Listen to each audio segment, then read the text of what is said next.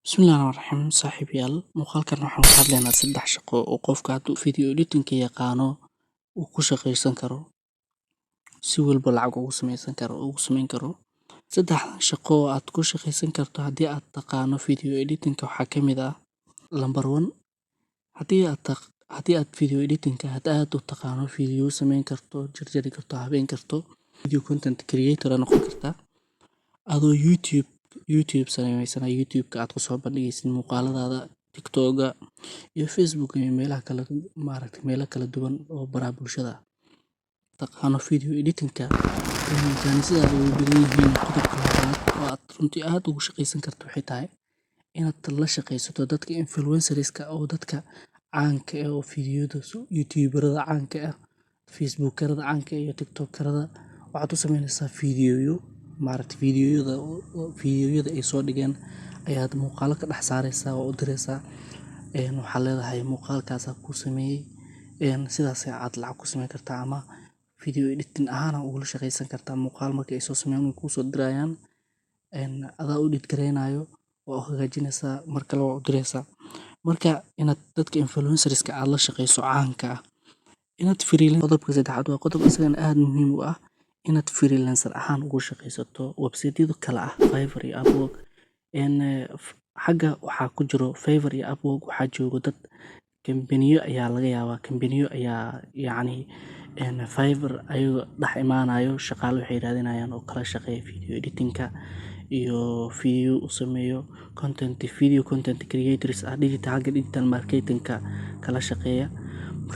Dadka digital marketerska waxay u baahan yihiin video content creator ay u baahan yihiin.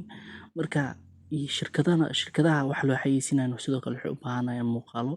Dad YouTubero waxaa jiro video editing kale in lagala shaqeeyo aad u rabo. Marka saas daraaddeeda website-yadaas ayay ka soo raadsanayaan dad shaqaalo ayaga la shaqeeyo daacad u ah.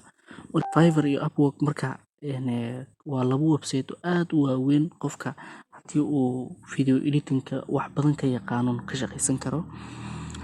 Marka video editing ka mid ah xirfadaha ugu muhiimsan aan dhihi karno hadda qarnigan 21-aad. Wax walba waxay noqdeen muuqaal ahaan in la isku tuso. Marka qofka inuu video editing-ka yaqaano waa wax muhiim ah, siyaabo kala duwan ayuuna u shaqaysan karaa. Marka video editing-ka mana adka, wax saas u adagna ma ahan, kaliya waxay kuu qaadan kartaa 24 saac inaad barato. Marka hal course oo video editing ah meelaha ka raadso oo baro video editing-kana kana shaqayso runtii fursadahan fudud aan kuu sheegay. Marka waxaa jiro applicationo marka mobile-ka la joogo video editing marka mobile-ka lagu sameynayo ama smartphone video editing marka aad sameynayso, waxaa jiro applicationo ilaa dhowr application jiro oo aad video editing ku samayn kartid. Waxaana ka mid ah KineMaster application-ka la dhaho oo hore aad loo isticmaali jiray. InShot application la dhaha jiro runtii aniga xitaa aan aad u isticmaalo, feature kala duwan uu leeyahay. CapCut ayaa jiro asagana video editing-ka lagu sameeyaa.